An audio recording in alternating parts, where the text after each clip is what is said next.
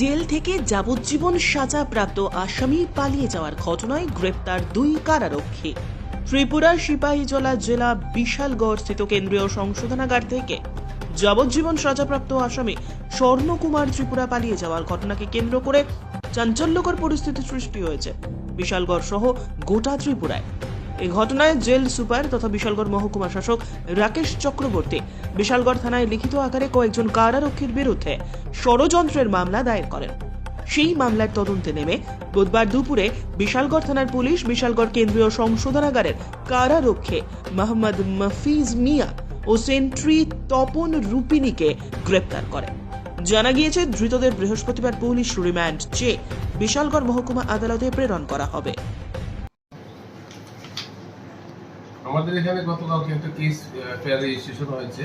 আমাদের কেএসটি কেন্দ্রীয় সংশোধনাগার থেকে একজন লাইফ কনভিক্ট এসকেপ করেছে। তো ওর এই কেসের ইনভেস্টিগেশনে আমরা দুজনকে আমরা অ্যারেস্ট করেছি এবং ইনভেস্টিগেশন আমাদের চলছে ট্রেস করার জন্য। স্যার কি নাম তাদের? একজনের নাম মফিজ মিয়া, মোহাম্মদ মফিজ মিয়া, আর একজনের নাম হচ্ছে তপন রুপি।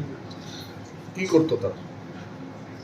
সারা জেল কর্মী, ওয়ার্ডার, কেন্দ্রীয় সংশোধনাগারের কর্মী। স্যার যে আসামিটা পালিয়ে গিয়েছে স্যার কি নাম স্যার? স্বর্ণকুমার ত্রিপুরা।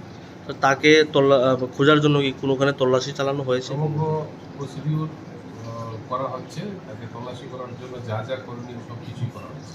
স্যার জেল থেকে কিভাবে পালিয়ে গিয়েছে এমন কোনো তথ্য সমগ্র কি আপনারা? প্রক্রিয়াটাই আমরা ইনভেস্টিগেশন করে দেখছি। ইনভেস্টিগেশন করার জন্যই তো আমরা তাদেরকে অ্যারেস্ট করেছি এবং যাবতীয় যা ইনভেস্টিগেশনের ফর্মালিটি আছে সব কিছু করা হবে।